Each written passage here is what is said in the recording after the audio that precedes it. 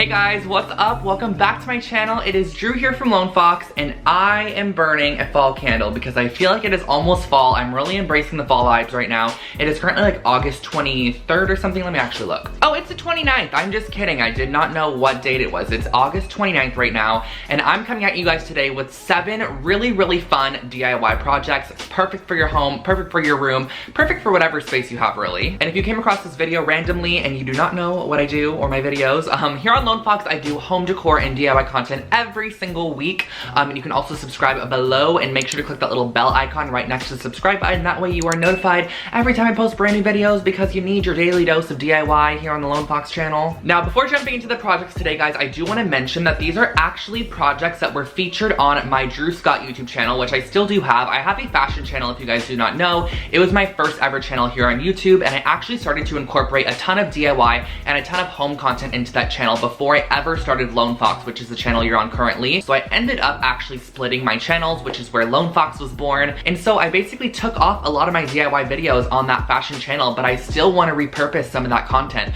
So I'm taking a lot of the videos and actually compiling them into one right here. This is going to be one of the last kind of compiled videos that feature projects that I've done in the past. So there is a slight chance that you might recognize 1 or 2 of these projects from videos that I've done years ago if you happen to have been searching years ago. But I feel like they're still gonna be super fresh because I have updated them with brand new voiceovers. I re-edited the entire thing, and I just made it feel a lot more current and fresh for you guys. So I'm featuring 7 really fun DIY projects. And the reason I'm kind of uploading this one right now is because I am working on the most insane apartment makeover for you guys. It is a full apartment, a bedroom, living room, kitchen, bathroom, and it has been taking up so much of my time. So I thought this was just gonna be a nice little filler for you guys that still is great quality content, but didn't require me to, you know, like go and film a full-on video where I need to go to IKEA and do this and that, because this apartment makeover that I'm doing is literally going to be crazy. It's gonna be 3 parts.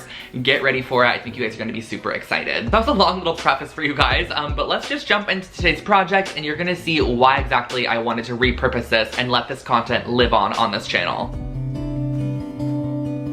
The supplies for this first project are super minimal. All I'm going to be using is some cement, some Mod Podge, a wooden tissue box holder, and a paintbrush. So I'm starting off by taking my Mod Podge, and I'm actually going to be mixing the cement powder with the Mod Podge. And this cement powder is super affordable at any hardware store, Home Depot, wherever it might be. It can be just quite heavy when you buy it in a bag, and I'm mixing it up to create almost this like glue-like cement texture. And I'm just using this very coarse brush to paint it on the outside of a wooden tissue box holder. This one is from Michaels. You can find them really anywhere, and they're only a couple of dollars in the raw wood section at your craft store. So I just gave this a nice coating. You could also do it with water, but I just felt like the Mod Podge created a nice sticking element. So I was able to really layer up the concrete on the outside and let it dry in between each layer to create a perfect cement tissue box. You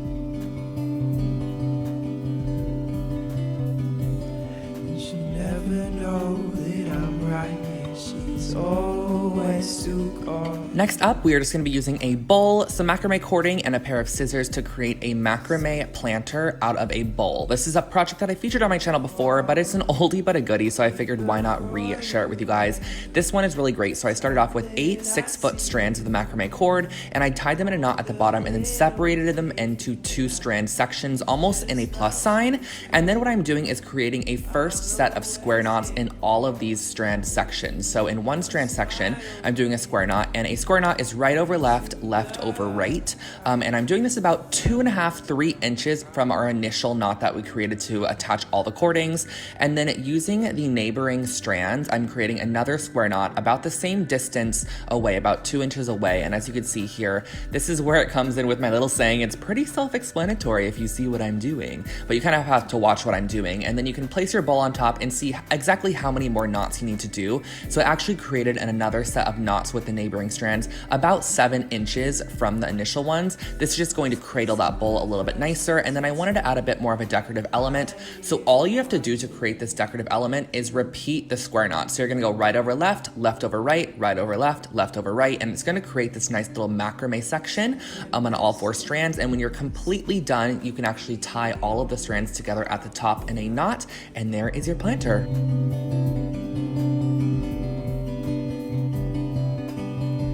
This next project is a super cute way to display your Polaroids or pictures. I'm just using some clay, some gold leaf, and a paintbrush. So this is the Fimo Soft Clay, which is just a nice, soft, malleable clay to work with from the craft store.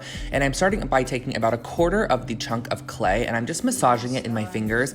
And I like to work with clay on top of wax paper or parchment paper just so it doesn't stick. And I'm kind of creating a pyramid shape, and I'm just shaping this with my fingers. You can actually use whatever you'd like. And I'm using a small piece of dental floss to actually create the incision down the middle of this piece, which is going to be the slot that you can insert your photo or whatever you want to put in there. I actually created another one as well with a slot on the side, so you can really just kind of get creative with where you want to put those or the shapes that you want to create. And next I used a small piece of black clay and I marbled in a bit of white. So all you have to do for this is just kind of marble in the section, and you're just going to do that by mixing around the clay, twisting it in circles. You're not going to want to over mix it because you can actually mix the colors completely together, but you're going to want to mix it to where you can really see that nice white marbling. And then again, use your dental floss to create the slit. You can also use a piece of thread, whatever you have handy, and then just bake your actual clay to the temperature on the packaging. Each clay is different, so just make sure to check what the temperature is. And once they are completely done baking, all you have to do is decorate them. For some of them, I just taped them off and added a bit of gold paint to the outside edges, and then I finished them off with a nice coat of glossy Mod Podge.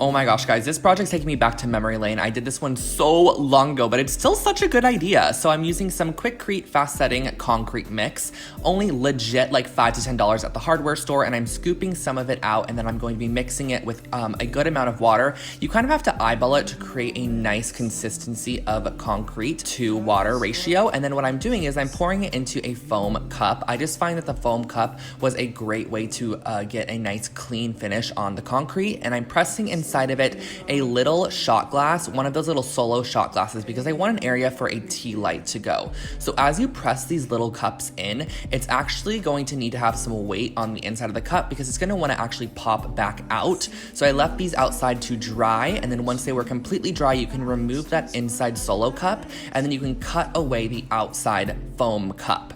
And I just found this to be the easiest way to actually create these, and they legit look like they cost so much in the end, but they were actually super, super affordable and easy to create. I went in with a bit of sandpaper to sand down any rough or harsh edges, and then I also did do a little bit of painting. I used some painter's tape to create a nice little like silver chrome effect on these. I love the way they turned out, but you can also do this with a color. You can do it with a white or a cream to create kind of a farmhouse vibe, whatever you want to go for, but these are your finished off little tea light holders. You just love to do, and I'll always get caught up. Okay, now we're getting into a bit of woodworking, and typically I would leave this to Rachel Metz, but I guess 2.5 years ago, I decided I wanted to do it myself. I was feeling ambitious, and it's also so weird, you guys, to see myself without tattoos, like look at myself. I was a little pure innocent child, and now I am just...